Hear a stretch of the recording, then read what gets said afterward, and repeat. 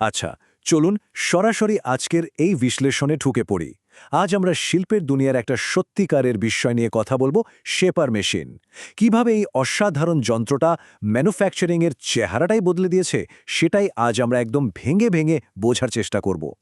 কারখানায় কাঁচামাল নিয়ে কাজ করাটা অনেক সময় রীতিমতো একটা বুনো দানবকে পুষ মানানোর মতো মনে হতে পারে। কিন্তু আধুনিক মেটাল ওয়ার্কিং বা ধাতু শিল্পের জগতে শুধু গায়ের জোরে কাজ হয় না, এখানে দরকার হয় প্রেসিশন ইঞ্জিনিয়ারিং বা একদম নিখুঁত পরিমাপ। আর ঠিক এই জায়গাতেই শেপার মেশিন জাদুর মতো কাজ করে। এই যন্ত্রটার পুরো বিষয়টা খুব সহজে বোঝার জন্য আমরা আলোচনাটাকে 4টা ভাগে ভাগ করে নেব। প্রথমে দেখব এর মূল প্রক্রিয়াটা কি, এরপর মেশিনের গঠনটা জানব, তারপর এর ধরন ও বৈচিত্র্য নিয়ে কথা বলবো, এবং সবশেষে দেখব বাস্তবে এটা ঠিক কোথায় কোথায় কাজে লাগে। তো চলুন একদম গোড়ার কথা দিয়ে শুরু করা যাক, অর্থাৎ শেপার মেশিনের মূল প্রক্রিয়া। শেপার মেশিনের সবচেয়ে বড় কাজটা কি জানেন? এর প্রধান কাজই হল ধাতুর উপরিভাগকে নিখুঁতভাবে সমতল করা। এখানে ব্যাপারটা খুব সিম্পল, কিন্তু বেশ মজার। যে ধাতুটা আমরা কাটব, মানে আমাদের ওয়ার্কপিস, সেটাকে একটা টেবিলে শক্ত করে আটকে রাখা হয়, আর কাটিং টুলটা সামনে পেছনে নড়ে ধাতুটাকে কাটতে থাকে। এই পুরো প্রসেসটা কিন্তু ধাপে ধাপে দারুণ একটা ছন্দে এগোয়। প্রথমে মেটেরিয়ালটাকে টেবিলে একদম ফিক্স করে দেওয়া হয়, এরপর টুলটাকে র্যামের ভেতরে সেট করা হয়, আর তারপর মেশিনটা তার কাজ শুরু করে। নির্দিষ্ট মাপে নিখুঁতভাবে কেটে বের করার জন্য র্যামটা শুধু সামনে পেছনে রেসিপ্রোকেট করতে থাকে। এই যে রেসিপ্রোকেটিং অ্যাকশনের কথা বললাম, এটা সত্যিই দারুণ একটা মেকানিজম। র্যামটা ঠিক এভাবেই স্লাইড করে সামনে পেছনে যায় আর একদম নিখুঁত মাপে ধাতুর ওপরের অংশটা ছেঁচে তুলে ফেলে। এটাই মূলত এই মেশিনের আসল ম্যাজিক। আচ্ছা, কিভাবে কাটে সেটা তো আমরা বুঝলাম। এবার চলুন একটু ভেতরে ঢুকে শেপার মেশিনের গঠন বা অ্যানাটমিটা দেখে নেওয়া যাক। মেশিনের গঠনটা বুঝতে হলে আমাদের কয়েকটা মূল অংশের দিকে খেয়াল করতে হবে। একদম ওপরেই দেখতে পাচ্ছেন ওই বিশাল র্যামটা, এর সামনের দিকে থাকে টুল স্লাইড, আর নিচে আছে বেশ জটিল একটা ফিড ডেস্ক ও ক্রস রেল মেকানিজম।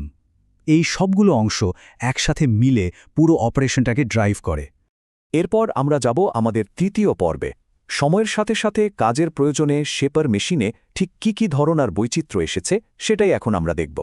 ইঞ্জিনিয়াররা মূলত ড্রাইভ মেকানিজমের ওপর ভিত্তি করেই শেপার মেশিনকে আলাদা করে থাকেন। শক্তি উৎপাদনের ধরন অনুযায়ী আমরা প্রধানত 3 ধরনের মেশিন দেখতে পাই: ক্র্যাঙ্ক টাইপ, গিয়ার টাইপ এবং হাইড্রোলিক টাইপ।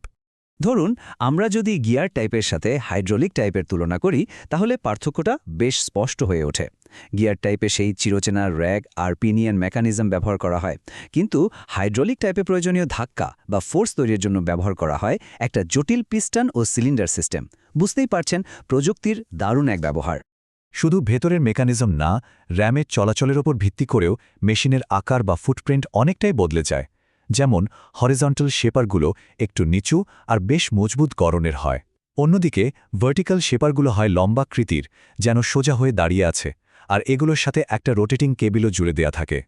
টেবিলের ডিজাইনের কথায় আসলে বলতেই হয়, টুল রুমের জটিল কাজগুলোর জন্য ইউনিভার্সাল শেপার মেশিনটা কিন্তু জাস্ট অপ্রতিদ্বন্দ্বী। স্ট্যান্ডার্ড শেপার মেশিনের টেবিল শুধু ডানে বামে বা ওপরে নিচে নড়তে পারে, কিন্তু ইউনিভার্সাল শেপারের টেবিলটা নিজের অক্ষের উপর যে কোনো দিকে ঘুরতে বা হেলে থাকতে পারে, ফলে অনেক ফ্লেক্সিবিলিটি পাওয়া যায়। কাটিং স্ট্রোকের ব্যাপারটা বেশ ইন্টারেস্টিং। সাধারণত আমরা পুশকাট টাইপ মেশিনই বেশি দেখি, যেটা র্যামের সামনের দিকের ধাক্কায় মেটাল কাটে, কিন্তু ড্রকাট টাইপ নামের আরেকটা বিশেষ ধরনের মেশিন আছে, যেটা শুনলে অবাক হবেন, সামনের দিকে নয় বরং পেছনের দিকে টেনে আনার সময় ধাতু কাটে। একেবারে উল্টো একটা ব্যাপার, তাই না? চলুন এবার মেশিনের ভেতরের খবর থেকে একটু বেরিয়ে আসি এবং দেখি বাস্তব দুনিয়ায় এই বিশাল যন্ত্রটা আসলে কি কাজে লাগে। এই যে এত সব জটিল ইঞ্জিনিয়ারিং, এগুলোর চূড়ান্ত ফলাফলটা কিন্তু দারুণ। এর মাধ্যমে কারখানায় অত্যন্ত প্রয়োজনীয় সব পার্টস তৈরি করা যায়। নিখুঁতভাবে গিয়ারের দাঁত কাটা থেকে শুরু করে মসৃণ ডাভটেল স্লাইড তৈরি, ভেতরের পার্টিশন বানানো কিংবা পুরীর কিউবে তৈরি করা, সবই সম্ভব হয় এই শেপার মেশিনের কল্যাণে। তো এরপর যখনই আমরা কোনো যন্ত্রকে খুব মসৃণভাবে চলতে দেখব, একবার অন্তত ভাবা উচিত ওই যন্ত্রটার ভেতরে লুকিয়ে থাকা কতগুলো গিয়ার আর নিখুঁত সমতল পৃষ্ঠ আসলে শেপার মেশিনের সেই রেসিপ্রোকেটিং স্ট্রোক থেকেই তৈরি হয়েছে।